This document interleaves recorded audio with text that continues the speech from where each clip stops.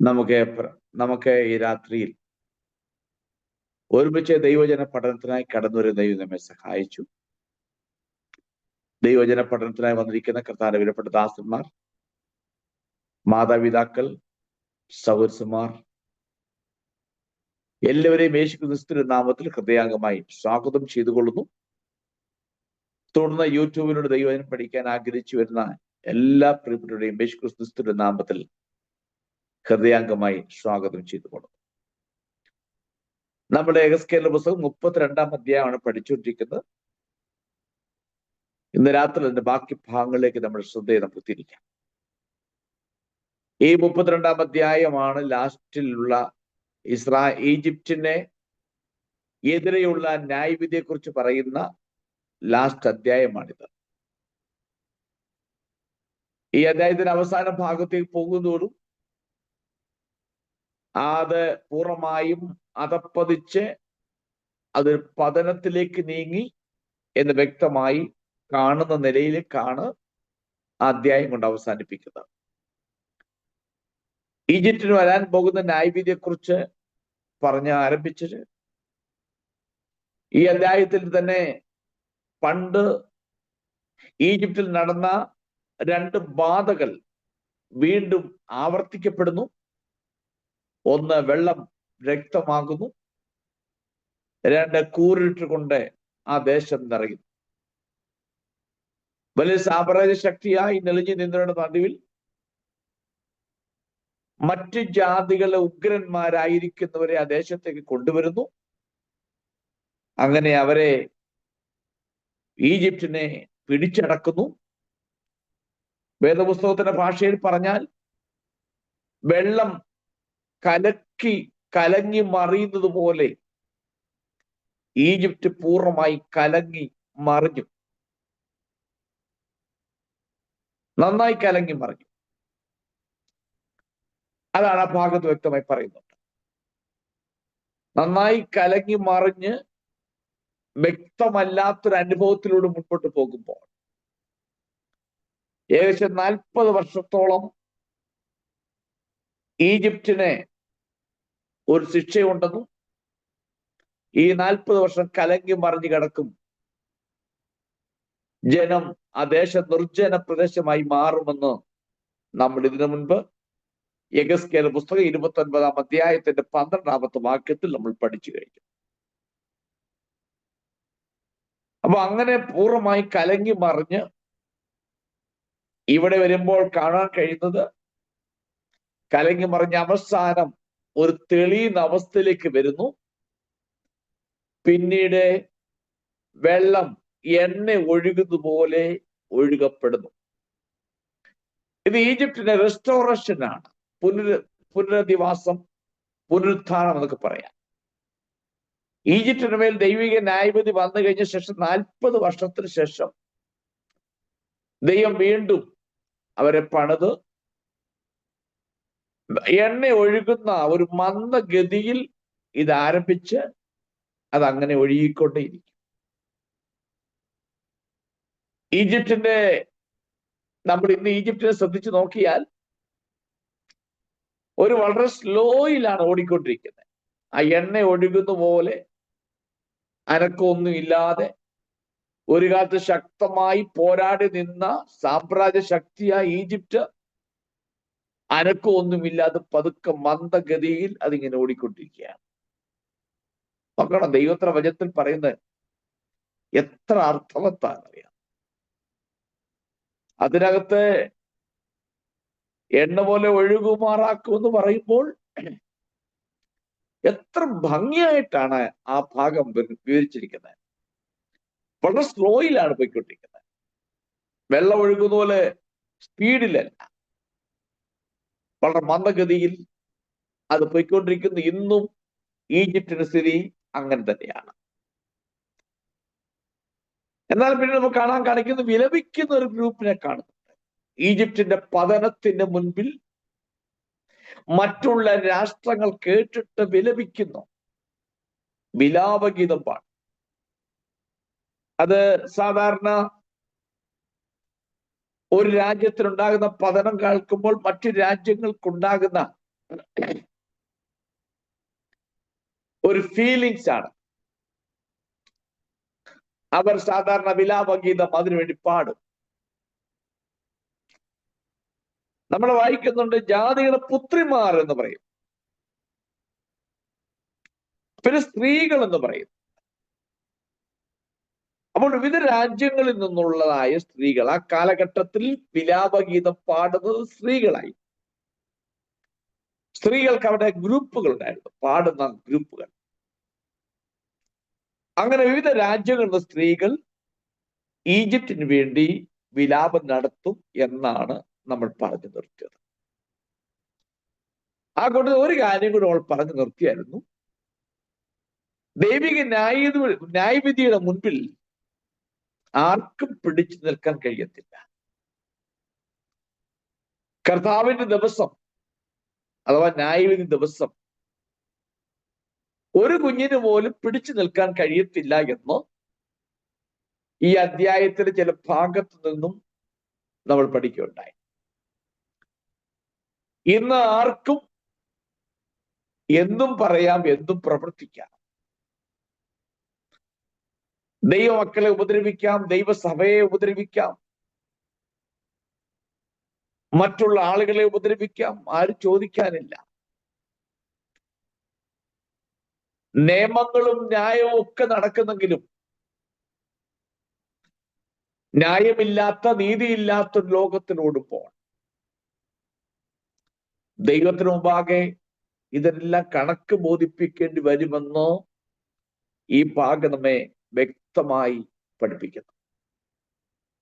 അതിനകത്ത് വലിയവെന്നോ ചെറിയവെന്നോ യാതൊരു വ്യത്യാസവുമില്ലാതെ എല്ലാവരും കണക്ക് ബോധിപ്പിക്കണമെന്ന് ഈ ഭാഗത്ത് നമ്മളെ പഠിപ്പിക്കുന്നു. നമുക്ക് ഇനി ബാക്കി ഭാഗങ്ങളിലേക്ക് പോകാം. ആ 17 മുതൽ 21 വാക്യങ്ങൾ ഒന്ന് വായിച്ചു. 32-ാം അധ്യായത്തിന്റെ 17 മുതൽ 21 വാക്യങ്ങൾ വായിക്കാം.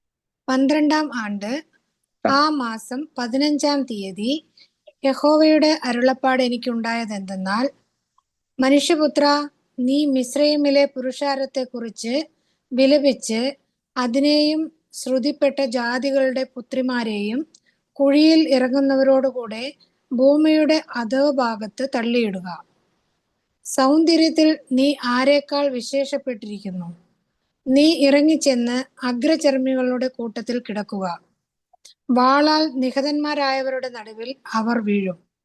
വാൾ നിയമിക്കപ്പെട്ടിരിക്കുന്നു, അതിനെയും അതിന്റെ സകല പുരുഷാരത്തെയും വലിച്ചു കൊണ്ടുപോകുവിൻ. വീരന്മാരിൽ ബലവാന്മാരായവർ അതിന്റെ സഹായക്കാരോടുകൂടെ പാതാളത്തിന്റെ നടുവിൽ നിന്ന് അവനോട് സംസാരിക്കും. അഗ്രചർമ്മികളായി വാളാൽ നിഹതന്മാരായവർ ഇറങ്ങിച്ചെന്ന് അവിടെ കിടക്കുന്നു.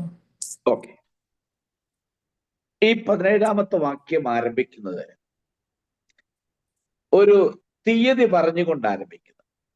12-ാം ആണ്ട് ആ മാസം 15-ാം തീയതി എന്ന് പറയുന്നു. ഈ അധ്യായം ആരംഭിക്കുമ്പോഴും ഇതുപോലെ തീയതി പറയുന്നുണ്ട്. 12-ാം ആണ്ട് 12-ാം മാസം 1-ാം തീയതി എന്ന് പറയുന്നു. ഈ 17-ാം വാക്യത്തിൽ വരുമ്പോൾ ആ മാസം 15-ാം തീയതി പറയുമ്പോൾ നമുക്ക് മനസ്സിലാക്കാൻ കഴിയും 12-ാം വർഷം 12-ാം ആണ്ട് 12-ാം മാസം 15-ാം തീയതി എന്നാണ് അർത്ഥമാക്കുന്നത്. അപ്പോൾ അവിടെ എടുത്തു പറയുന്ന ആ മാസം 15-ാം തീയതി പറയും. അപ്പൊ 32-ാമത്തെ അധ്യായത്തിൽ പറയുന്ന 12-ാം മാസം 1-ാം തീയതി എന്ന് പറയും. ഇവിടെ വരുമ്പോൾ ആ മാസം 15-ാം തീയതി എന്ന് പറയുന്നു. അപ്പോൾ ഇത് ഈജിപ്തിനെതിരായ 7 പ്രവചനങ്ങൾ, 7 അരുളപ്പാടുകളാണ് 29, 30, 31, 32 ഈ അധ്യായങ്ങളിൽ മൊത്തത്തിൽ നോക്കുമ്പോൾ 7 പ്രാവശ്യമായിട്ടാണ് ഈജിപ്തിനെതിരായിട്ടുള്ള ന്യായവിധിയെക്കുറിച്ചുള്ള അരുളപ്പാട് യെഹെസ്കേലിന് ഉണ്ടാകുന്നത്. ഇത് 7-ാമത്തെ അരുളപ്പാടാണ്, ഈജിപ്തിനെതിരായി ഉണ്ടാകുന്ന അരുളപ്പാട്. വേണമെങ്കിൽ പ്രവചനം എന്ന് വേണേൽ പറയാം. 7-ാമത്തേതാണ്. ഇതാണ് ലാസ്റ്റ്. ഇതോടുകൂടെ തന്നെ ഈജിപ്തിനെതിരായിട്ടുള്ള അരുളപ്പാട് തീരുകയാണ്, ഇവിടെ കൊണ്ട് തീരുകയാണ്. അപ്പോൾ ആദ്യത്തെ ഈ അധ്യായം ആരംഭിക്കുമ്പോൾ പറഞ്ഞ അരുളപ്പാട് ലഭിച്ച, അത് 6ാമത്തെ അരുളപ്പാട്. ആ അരുളപ്പാട് ലഭിച്ചതിന് ശേഷം 2 ആഴ്ചയ്ക്ക് ശേഷം, അഥവാ 15 ദിവസത്തിന് ശേഷം യെഹെസ്കേൽ പ്രവാചകനുണ്ടായ അരുളപ്പാടാണ് ഈ 17ാമത്തെ വാക്യത്തിൽ രേഖപ്പെടുത്തിയിരിക്കുന്നത്. നമുക്കിനി 18ാമത്തെ വാക്യത്തിലേക്ക് പോകാം. 18ാമത്തെ വാക്യം അവിടെ മനുഷ്യപുത്ര, മിസ്രയീമിലെ പുരുഷാരത്തെ കുറിച്ച് വിലപിച്ച് അതിനെയും ശ്രുതിപ്പെട്ട ജാതികളുടെ പുത്രിമാരെയും കുഴിയിൽ ഇറങ്ങുന്നവരോട് കൂടെ ഭൂമിയുടെ അതോ ഭാഗങ്ങളിലേക്ക് തള്ളിയിടുക എന്ന് പറയുന്നു. ഭൂമിയുടെ ആഴങ്ങളിലേക്ക് തള്ളിയിടുക. നമ്മളെ യെഹെസ്കേൽ പ്രവചനം 31-ാം അധ്യായത്തിന്റെ 14 മുതൽ 17 ഭാഗങ്ങൾ പഠിച്ചപ്പോൾ അവിടെ ഈജിപ്തിന്റെ ന്യായവിധിയെ കുറിച്ച് പറയുമ്പോൾ 3 ഭാഷാ പ്രയോഗങ്ങൾ കാണുന്നുണ്ട്. ഒന്ന് പാതാളത്തിലേക്ക് ഇറങ്ങിപ്പോയ, മറ്റൊന്ന് കുഴിയിലേക്ക് ഇറങ്ങിപ്പോയ, മറ്റൊന്ന് ഭൂമിയുടെ ആഴങ്ങളിലേക്ക് ഇറങ്ങിപ്പോയ എന്ന് നമ്മൾ പഠിച്ചതാണ്. അതിനെ കുറിച്ച് ഏദൻ തോട്ടത്തിലെ വൃക്ഷങ്ങളോടുകൂടെ തന്നെ ആഴങ്ങളിലേക്ക് ഇറങ്ങിപ്പോയെന്നും ഇങ്ങനെ 3 ഭാഷാ പ്രയോഗങ്ങൾ നമ്മൾ കണ്ടു. ഇവിടെ പറയുന്ന ആഴങ്ങളിലേക്ക് എറിയുക അല്ലെ തള്ളിയിടുക എന്ന് പറയുന്നു. എന്നിട്ട് ഒരു വാക്യം കൂടി ചോദിപ്പിക്കുന്നുണ്ട്. ഈജിപ്തിൽ ചോദിക്കുന്ന ഒരു ചോദ്യമുണ്ട്, സമുദ്രത്തിൽ നീ ആരെക്കാൾ വിശേഷപ്പെട്ടിരിക്കുന്നു എന്നൊരു ചോദ്യം കൂടി ചോദിക്കുന്നു. അപ്പോൾ ഈജിപ്തിന്റെ സൗന്ദര്യത്തിൽ പലരെയും മറികടക്കാമെങ്കിലും അവരുടെ മേലുള്ള ന്യായവിധി എന്ന് പറയുന്നത് അവർ അപമാനിച്ചിരുന്ന, നിന്ദിച്ചിരുന്ന, നീചമായി കണ്ടിരുന്ന അഗ്രചർമ്മികളോടൊപ്പമുള്ള കിടപ്പാണ് കാണാൻ കഴിയുന്നത്. അത് അവിടെ എടുത്ത് പറയുന്നുണ്ട്. ആ 19ാം വാക്യം ഇങ്ങനെ വായിക്കും, നീ ഇറങ്ങിച്ചെന്ന് അഗ്രചർമ്മികളുടെ കൂട്ടത്തിൽ കിടക്കുക. സമുദ്രത്തോട് നിനക്ക് തുല്യൻ ആരുമില്ല എന്ന് പറയുമ്പോൾ നീ ആ നിലയിൽ ജീവിച്ചു. പക്ഷെ നിനക്ക് വേണ്ടി ഒരുക്കിയിരിക്കുന്ന നിന്റെ അന്ത്യവിശ്രമം എന്ന് പറയുന്നത് നീ നിന്ദിച്ചിട്ടുള്ള ആ ഒരു ഗ്രൂപ്പിലേക്കാണ് നീ പോകുന്നത്. നിന്റെയും അവസാനം അവിടെയാണ്. ഞാൻ ആ ഭാഗം കുറെ കഴിയുമ്പോൾ വിശദീകരിക്കാം. നമ്മൾ പൊതുവെ നോക്കുമ്പോൾ ഈ 19ാമത്തെ വാക്യവും 20ാമത്തെ വാക്യം നമ്മൾ നോക്കുമ്പോൾ സാധാരണയായി ആളുകൾ മരിക്കുമ്പോൾ അവരെ ശ്മശാനത്തിൽ പൊടിയിലേക്ക് പോകുന്നതിനെ കുറിച്ചുള്ള ഒരു സാധാരണ വിവരണമായിട്ടാണ് നമുക്കിവിടെ കാണാൻ കഴിയുന്നത്. അല്ലാതെ വേറൊരു വിശേഷത അതിനകത്ത് പൊതുവെ നമുക്ക് കാണാനില്ല. എന്നാൽ അതിൽ നിന്നും അല്പം വ്യത്യസ്തമാകുന്ന നിലയിലാണ് നമുക്കിതിന്റെ മനസ്സിലാക്കേണ്ടത്. സാധാരണ ആളുകൾ മരിക്കുമ്പോൾ അവരെ കൊണ്ടുപോയി ഇടുന്ന ശവക്കുഴി എന്നാണ് ജനറൽ ആയിട്ട് നമുക്ക് മനസ്സിലാക്കാൻ കഴിയുന്നത്. എന്നാൽ ഈജിപ്തിനോട് അനുബന്ധിച്ചുള്ള ഒരു ചിന്തയാകുമ്പോൾ ആ ഒരു കോമൺ മീനിങ് കൊണ്ട് നമുക്കത് നിർത്താൻ ഒക്കത്തില്ല. കാരണം ഇവിടെ അതിൽ കൂടുതൽ കാര്യങ്ങൾ പരാമർശിക്കുന്നു. കാരണം ഞാൻ ഓർപ്പിച്ച 19ാമത്തെ വാക്യം ആരംഭിക്കുന്നത് തന്നെ ഒരു ചോദ്യത്തോടു കൂടിയാണ്. അതിനുശേഷമാണ് പറയുന്നത് നീ അഗ്രചർമ്മികളുടെ കൂട്ടത്തിൽ പോയി കിടക്ക എന്ന് പറയുന്നത്. അപ്പൊ അത് രണ്ടും കൂടെ ഒന്ന് കൂട്ടി യോജിപ്പിക്കേണ്ടിയിരിക്കും. കൂട്ടി യോജിപ്പിക്കുമ്പോൾ നമുക്ക് അതിന് കറക്റ്റ് അർത്ഥം മനസ്സിലാക്കാൻ കഴിയുന്നു. സാധാരണ ഈജിപ്തുകാരെ അടക്കുന്നത് പിരമിഡുകളിലാണ്. പിരമിഡുകൾ പ്രത്യേകിച്ചും രാജാക്കന്മാരെയും പ്രഭുക്കന്മാരും മഹാത്മാരും ഒക്കെ അടക്കപ്പെടുന്നത് പിരമിഡുകളിലാണ്. പിരമിഡ് പണിയും. അങ്ങനെയാണ് ഈജിപ്തിനെ സംബന്ധിച്ചും മറ്റു രാജ്യങ്ങൾക്കുള്ളത്. എസ്പെഷ്യലി ഈജിപ്തിൽ അത് അല്പം മുൻപന്തില്ല. അങ്ങനെയാണെങ്കിൽ അവിടെയാണല്ലോ മമ്മീസുകൾ കൂടുതലുള്ളത്. അപ്പോൾ രാജാക്കന്മാർക്ക് വേണ്ടി പണിത പിരമിഡുകളുണ്ട്. എന്നാൽ അവിടെയാണ് അവരെ അടക്കുന്നത്. എന്നാൽ ഇവിടെ പറയുന്നു ഈ അഗ്നിചർമ്മിയുടെ കൂട്ടത്തിൽ പോയി കിടക്ക എന്ന് പറയുന്നത് തൊട്ട് മുൻപ് പറയുന്നു, സൗന്ദര്യത്തോടുള്ള ബന്ധത്തിൽ നീ ആരേക്കാൾ വിശേഷപ്പെട്ടിരിക്കുന്നു എന്ന് പറയും. എന്റെ ചിന്തയിൽ വന്നത് സൗന്ദര്യം എന്നാണ് ഉദ്ദേശിക്കുന്നത് ഒരുപക്ഷെ എക്സ്റ്റേണൽ ആയിട്ടുണ്ടാകുന്ന അപ്പിയറൻസ് ആയിരിക്കാം. എക്സ്റ്റേണൽ അപ്പിയറൻസ് നോക്കുമ്പോഴും ഈജിപ്തുകാര് പലരെയും മറികടന്നുള്ള ഒരു സൗന്ദര്യവർദ്ധന അവർക്കുണ്ട്. ആ നിലയിൽ ഒരു സൗന്ദര്യം കാത്തു സൂക്ഷിക്കുന്നു എന്നാണ് നമുക്ക് ചരിത്ര രേഖകളിൽ നിന്നൊക്കെ നമുക്ക് മനസ്സിലാക്കാൻ കഴിയുന്നത്. എന്നാൽ അവർ വിധിക്കപ്പെട്ടിരിക്കുന്നത് അവർക്ക് അംഗീകരിക്കാൻ കഴിയാത്ത മറ്റൊരിടത്തിലേക്കാണ് അവർ വിധിക്കപ്പെട്ടിരിക്കുന്നത്. ഇവിടെ സൗന്ദര്യം എന്ന് അർത്ഥമാക്കുമ്പോൾ സംസ്കാരത്തിൽ അവർ സംസ്കാരം ഏറ്റവും ഉന്നതമാണ്, ഭയങ്കര മനോഹരമാണ്. സംസ്കാരം വളരെ ബ്യൂട്ടിഫുള്ളാണ്. അവരുടെ ശക്തി വേൾഡ് പവറാണ് ആ കാലഘട്ടത്തിൽ. അവർ മനോഹരൻ. ഒന്നാമത്തെ സാമ്രാജ്യ ശക്തികൾ ആ കാലഘട്ടത്തിലെ നമ്പർ 1 ശക്തി കേന്ദ്രമായിരുന്നു ഈജിപ്റ്റ്. സൗന്ദര്യത്തിൽ മുൻപിൽ നിന്നു. ശക്തിയാകുന്ന സൗന്ദര്യം. ഇപ്പൊ ഞാൻ പറഞ്ഞത്, ആരോഗ്യമില്ലാത്ത ശക്തിയില്ലാത്ത ഒരാളെ എത്ര എടുത്ത് നന്നാക്കിയാലും ആ സൗന്ദര്യമാകത്തില്ല. സാധാരണ സൗന്ദര്യത്തിന് ആവശ്യമായിരിക്കുന്ന കാര്യങ്ങൾ ഉപയോഗിക്കുമ്പോൾ തന്നെ ആ നിലയിലുള്ള പ്രകൃതികൾ ഉണ്ട്, പ്രകൃതിപരമാകുന്ന ചില അനുഭവം. അപ്പൊ അങ്ങനെയെങ്കിൽ ഇവിടെ സൗന്ദര്യം ഉദ്ദേശിക്കുമ്പോൾ ഈജിപ്തിന്റെ ശക്തി,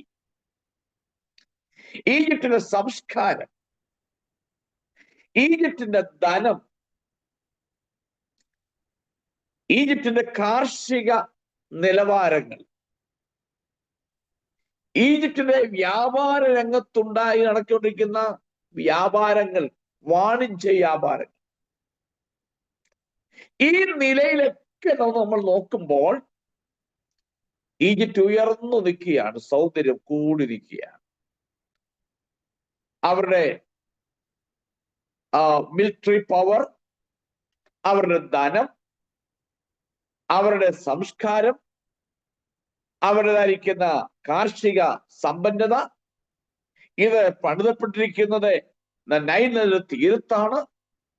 അപ്പൊ ഇങ്ങനെ വിവിധ നിലകളിൽ നോക്കുമ്പോൾ നല്ല മനോഹരമായിരിക്കുന്ന ഒന്നാണ് ഈജിപ്റ്റ്. അതിന് ലൊക്കേഷൻ തന്നെ വളരെ മനോഹരമായ നിലയിലാണ്. ആ നിലയിൽ നിൽക്കുന്ന ഈജിപ്റ്റ് ഇവിടെ വരുമ്പോൾ പറയുന്നു, നീ പോയി കിടക്കേണ്ടത് എവിടാന്നറിയാമോ?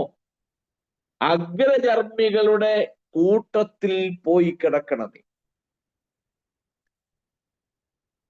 ഇത്രയും സൗന്ദര്യമുള്ള ഇവർ സാധാരണക്കാരുടെ ഇടയിൽ ഉള്ള ശവക്കുഴിയിൽ പോയി നീ കിടക്കണം. അതായത് അവിടെ വായിക്കുന്നത് ഇങ്ങനെയാണല്ലോ, ഭൂമിയുടെ അതോ ഭാഗത്തിലേക്ക് തള്ളിയിടുക എന്നാ പറയാം. അപ്പൊ എവിടെ വീഴുന്നുവോ അവിടെ അടക്കം. അതിന് പിരമിഡ് പണിയാനോ ഒന്നും ആരുമില്ല. അവർ സംസ്കാരം, അവർ കണക്കാക്കുന്ന നിലയിലും ചിന്തിക്കുന്ന നിലയിൽ ബഹുമാന്യമാകുന്ന നിലയിലുള്ള ഒരു ശവമടക്ക് കിട്ടത്തില്ല.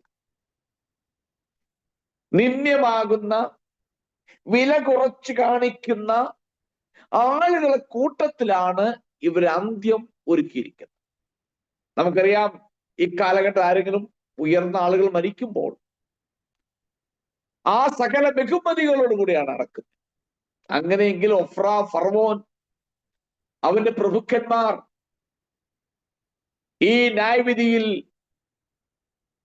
കൊല്ലപ്പെട്ട് കഴിയുമ്പോൾ അവർക്ക് ആ നില യാതൊരു ബഹുമതികളും കിട്ടാതെ എവിടെ വീണോ അവിടെ തന്നെ അടക്കപ്പെടുന്നു. എടുത്തു പറയുന്നൊരു കാര്യം, നീ ഇപ്പൊ കിടക്കേണ്ടത് അഗ്രചർമ്മികളുടെ കൂടെ. ഞാൻ ഒരിക്കൽ അതിനെക്കുറിച്ച് പറഞ്ഞിരുന്നെങ്കിലും ഈ രാത്രി ഒന്നുകൂടെ വിശദീകരിക്കാം, ഒന്നുകൂടെ പറഞ്ഞേക്കാം.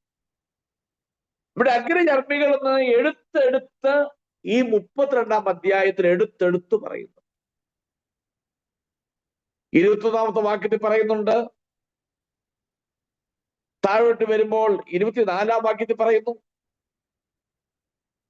25-ാമത്തെ വാക്യത്തിൽ പറയുന്നു, 26-ൽ പറയുന്നു. ഇങ്ങനെ ആ അധ്യായത്തിൽ ഉടനീളം എടുത്തെടുത്ത് പറയുന്നു അഗ്രചർമ്മികളുടെ കൂട്ടത്തിൽ എന്നെടുത്തെടുത്ത് പറയുന്നു. അപ്പൊ അഗ്രചർമ്മികൾ എന്ന് പറയുന്നത് അശുദ്ധവും വെറുക്കപ്പെട്ടതുമായ ഒരു ഗ്രൂപ്പാണ് അവർ.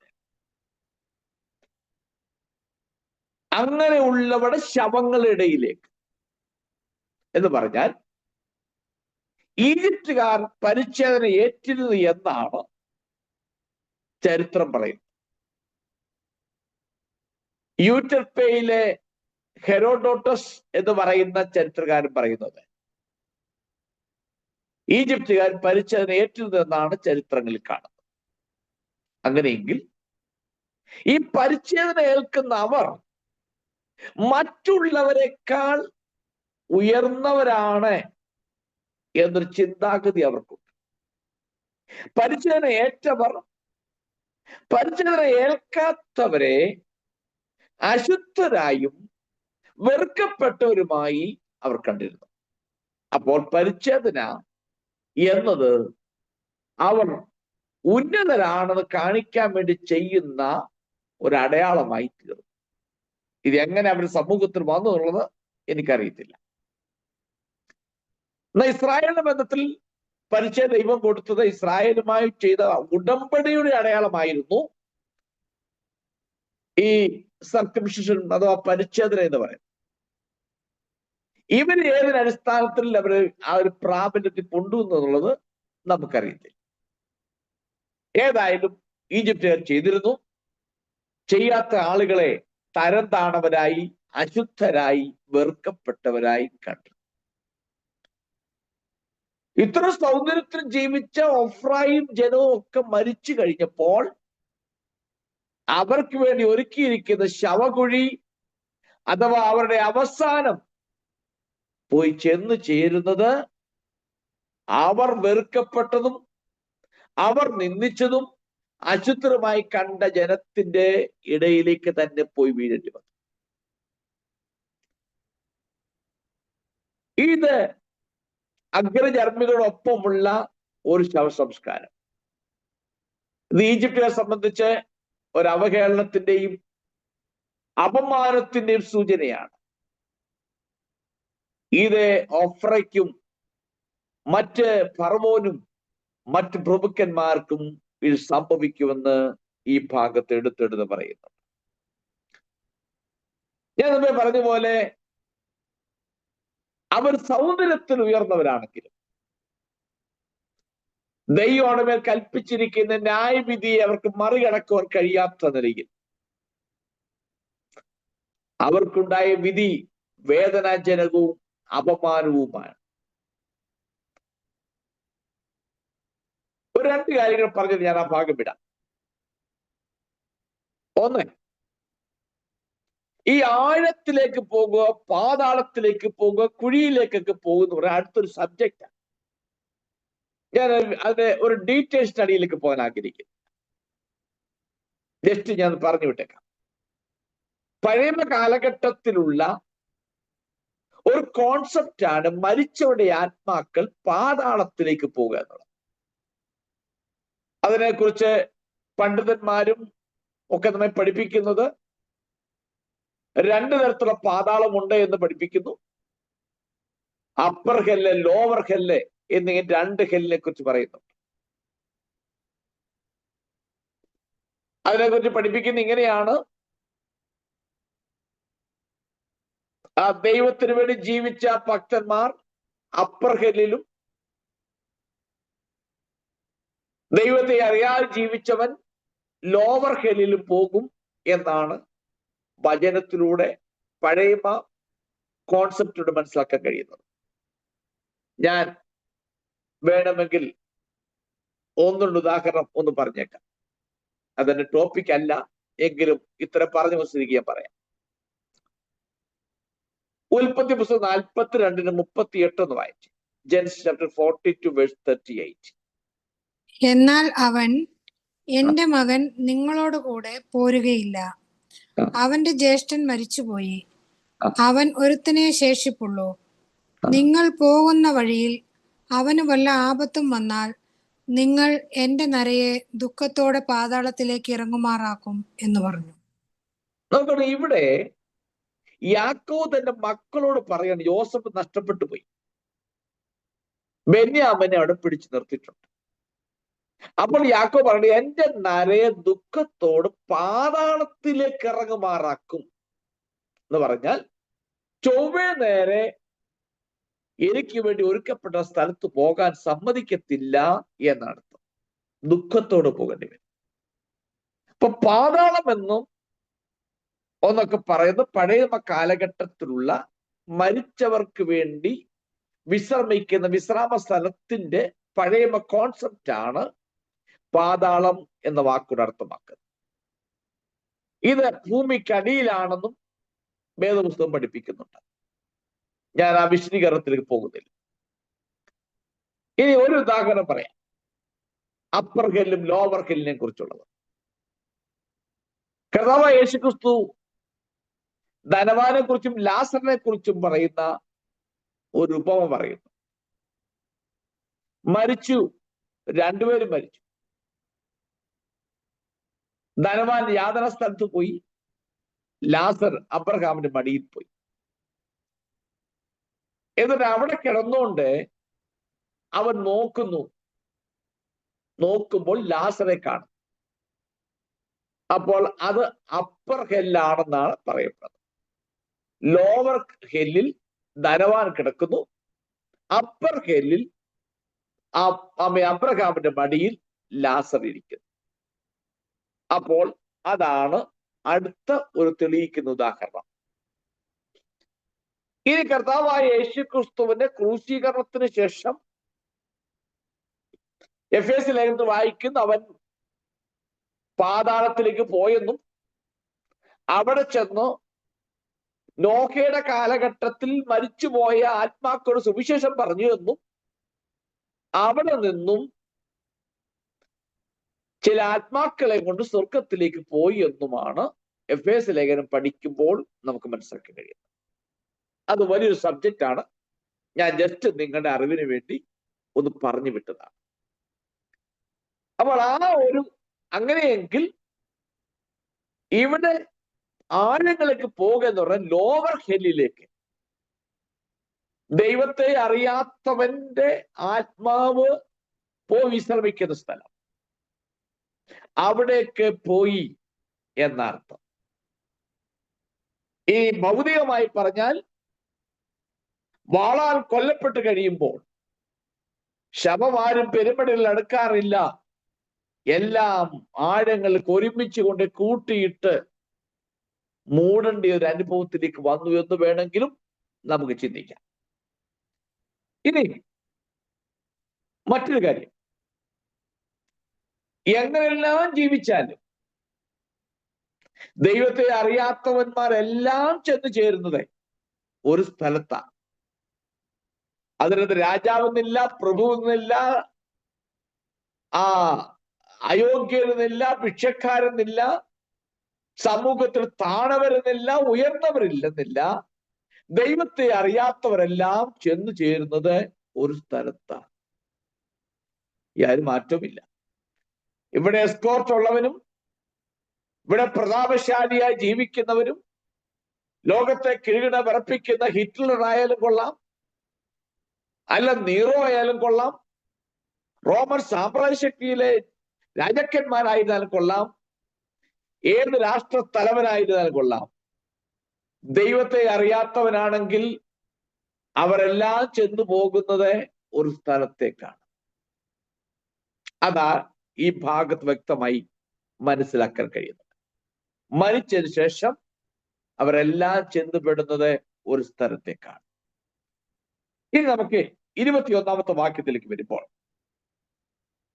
അവിടെ എടുത്തു പറയുന്നു, വീരന്മാരിൽ ബലവാന്മാർ നരകത്തിന്റെ നടുവിൽ നിന്ന് അവരോട് സംസാരിക്കും എന്ന് പറയുന്നു.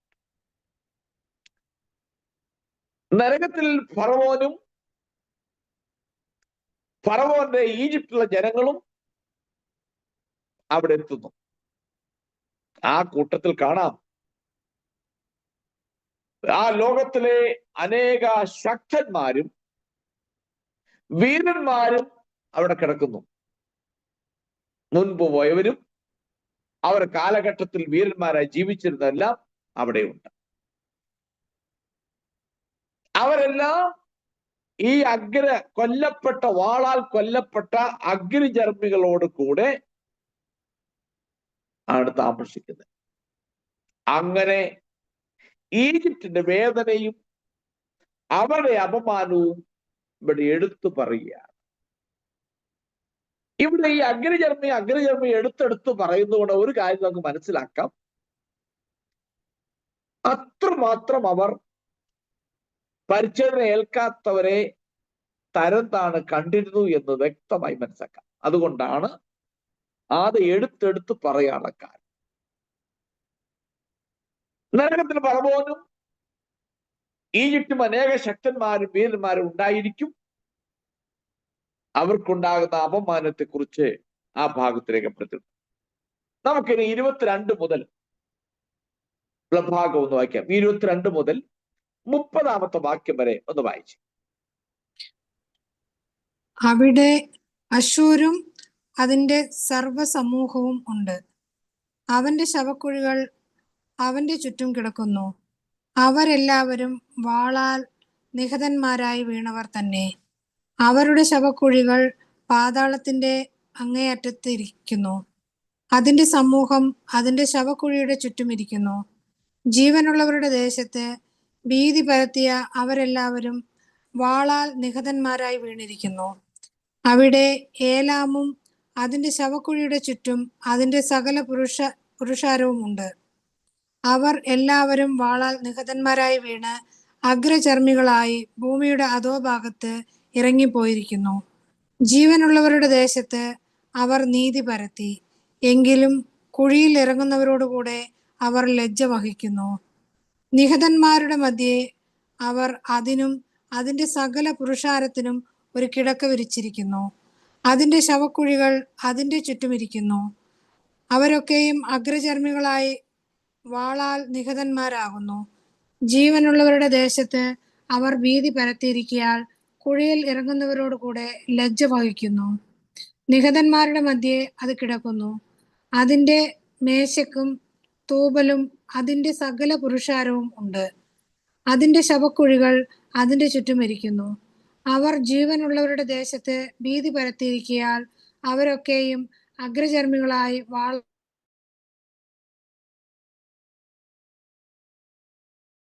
ഭീതിയായിരുന്നത് കൊണ്ട് തങ്ങളുടെ അകൃത്യങ്ങളെ അസ്ഥികളിന്മേൽ ചുമന്നും തങ്ങളുടെ വാളുകളെ തലയ്ക്കും കീഴെ വെച്ചും കൊണ്ട് അഗ്രചർമ്മികളിൽ പട്ടുപോയ വീരന്മാരായി പടക്കോപ്പോടുകൂടെ പാതാളത്തിൽ ഇറങ്ങിയവരുടെ കൂട്ടത്തിൽ കിടക്കേണ്ടതല്ലയോ?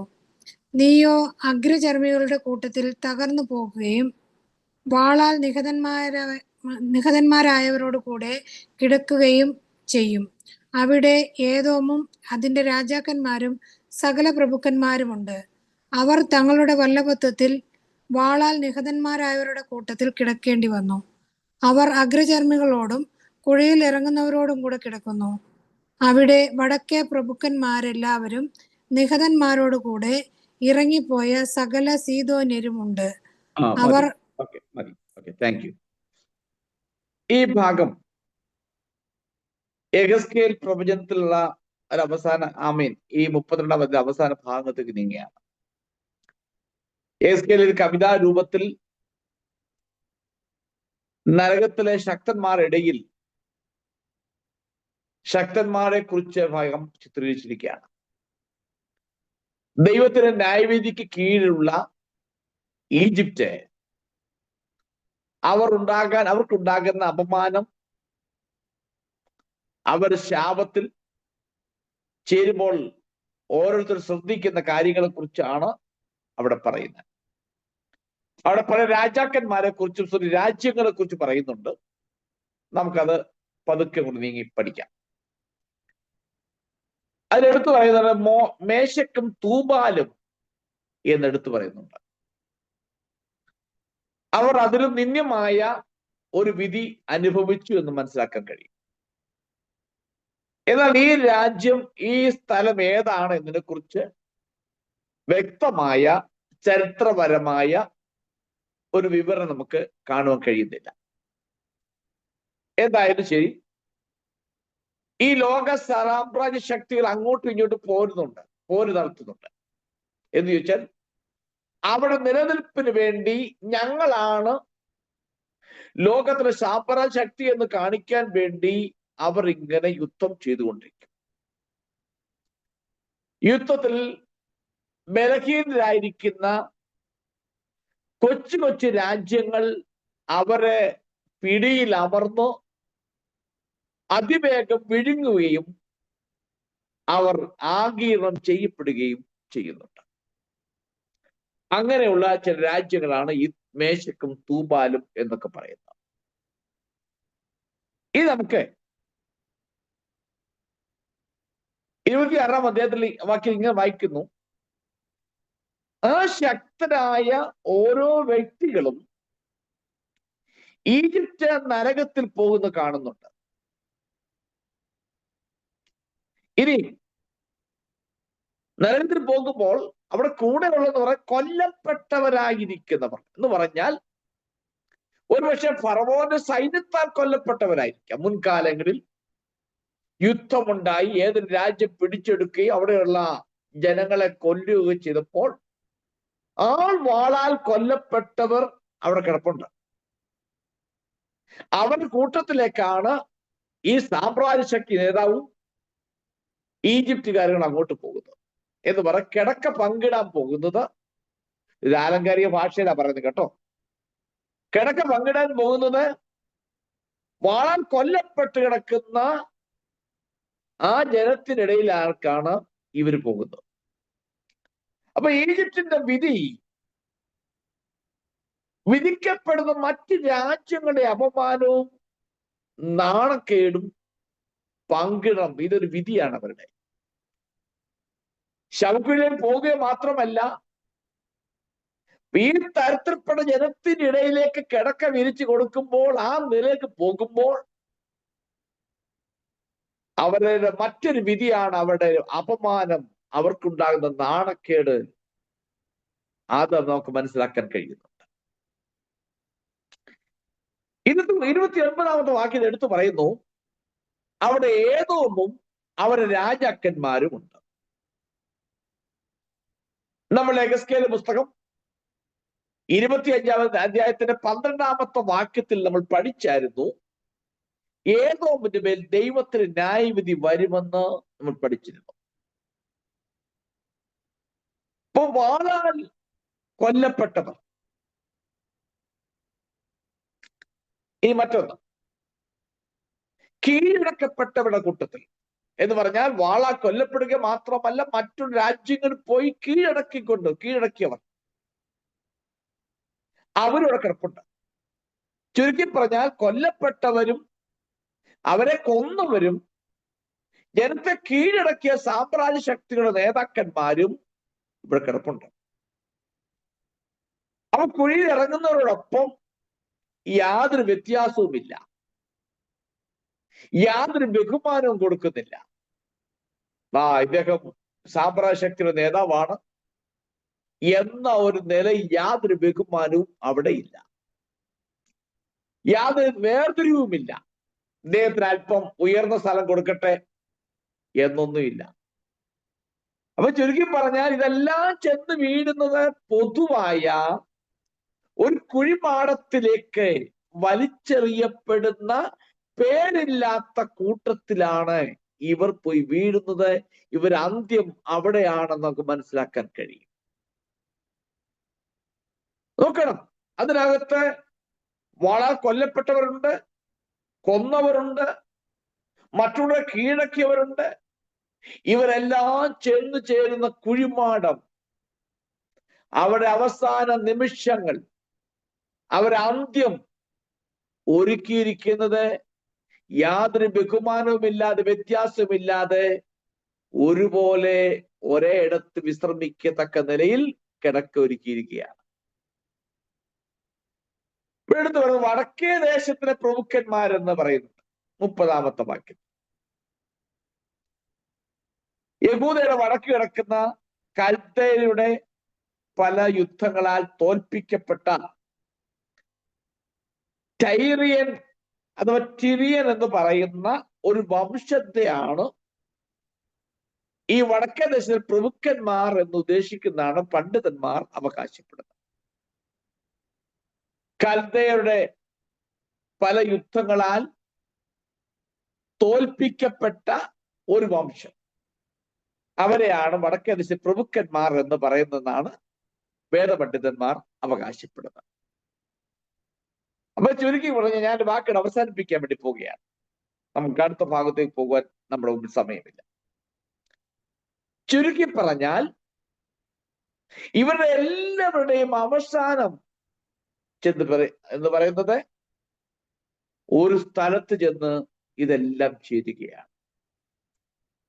നമുക്ക് ഇന്ന് മനസ്സിലാക്കാൻ കഴിയുന്ന ഒരു പ്രധാനപ്പെട്ട കാര്യം, ശക്തന്മാരും വീരന്മാരും എല്ലാവരും ഒരുപോലെ മരിക്കുന്നു. ബലഹീനരും ബലവാനും മരിക്കുന്നു.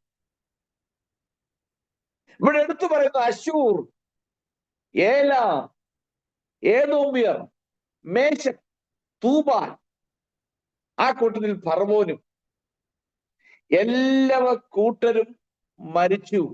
എല്ലാവരും അവിടെ പോയിട്ടുണ്ട്.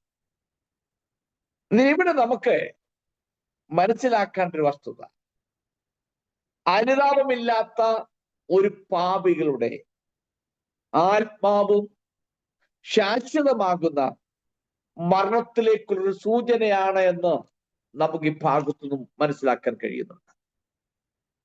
അവിടെ ദൈവത്തെ അറിയാത്ത ഏത് രാഷ്ട്രം പിടിച്ചടക്കിയാലും, ഏത് സാമ്രാജ്യ ശക്തിയുടെ നേതാവായാലും, നീ എത്രയെല്ലാം കൊന്നാലും എല്ലാം ചെന്നു ചേരുന്നത് ഒരു സ്ഥലത്തേക്കാണ് എന്ന് യാഥാർത്ഥ്യം രാത്രിയിൽ ഞാൻ നിങ്ങളുടെ മുമ്പിൽ ഓർപ്പിച്ചുണർത്തുകയാണ്.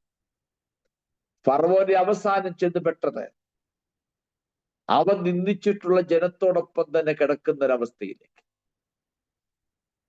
ലോകത്തിന് മുമ്പിൽ വിറപ്പിച്ചിട്ടുള്ള ലോകരാഷ്ട്ര നേതാക്കന്മാരുടെ നടുവിലേക്ക്. ഇവിടെ അങ്ങോട്ട് തിരിയുമ്പോൾ ഇങ്ങോട്ട് തിരിയുമ്പോൾ ഒത്തിരി ബഹുമാനം കിട്ടിക്കൊണ്ടിരുന്നവർ അവിടെ ചെന്നപ്പോൾ ആരും അവരെ ബഹുമാനിക്കാനില്ല, സ്വീകരിക്കാനില്ല. എല്ലാവരുടെ ആദ്യം അവിടം കൊണ്ട് തീർന്നു. വിശ്രമിക്കുന്ന സ്ഥലം അവിടെയാണ്.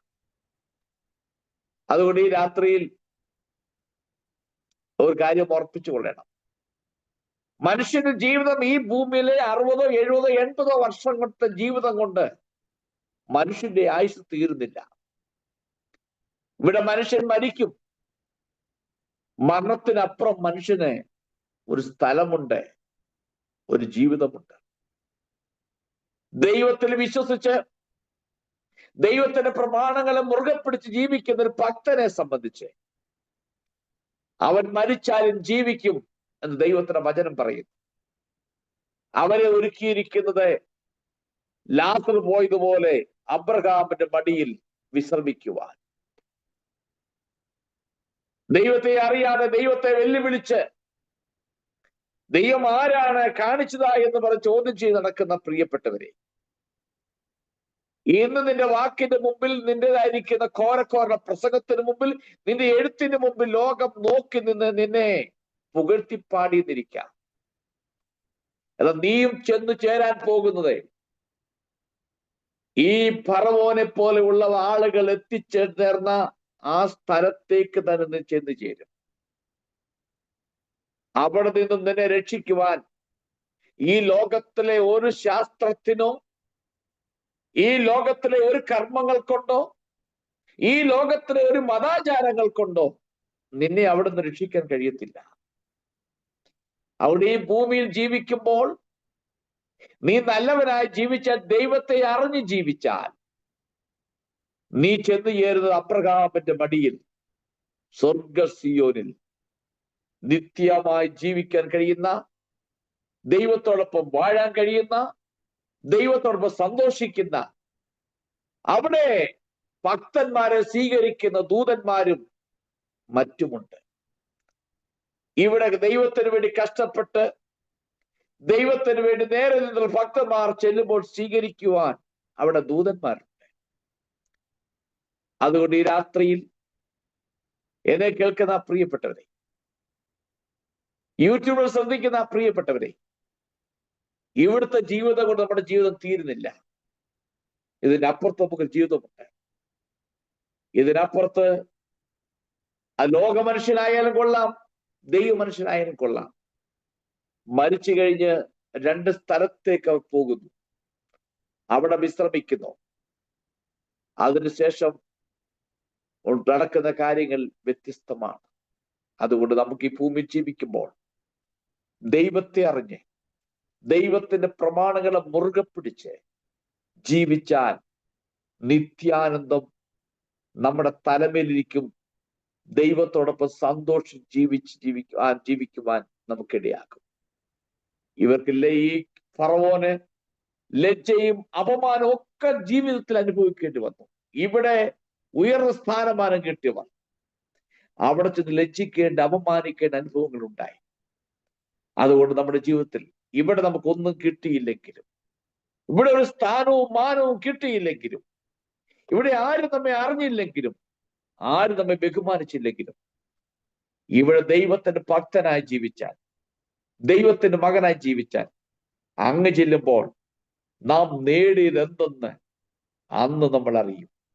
അതുകൊണ്ട് ആ കർത്താവിനോട് ജീവിപ്പാൻ ദൈവത്തിന് ആത്മാവ് നമ്മെ സഹായിക്കട്ടെ എന്ന് പറഞ്ഞുകൊണ്ട് ഞാൻ വാക്കുകൾ നിർത്തുന്നു. ദൈവം നിങ്ങളെല്ലാവരെയും ധാരാളമായി അനുഗ്രഹിക്കുമാറാകട്ടെ.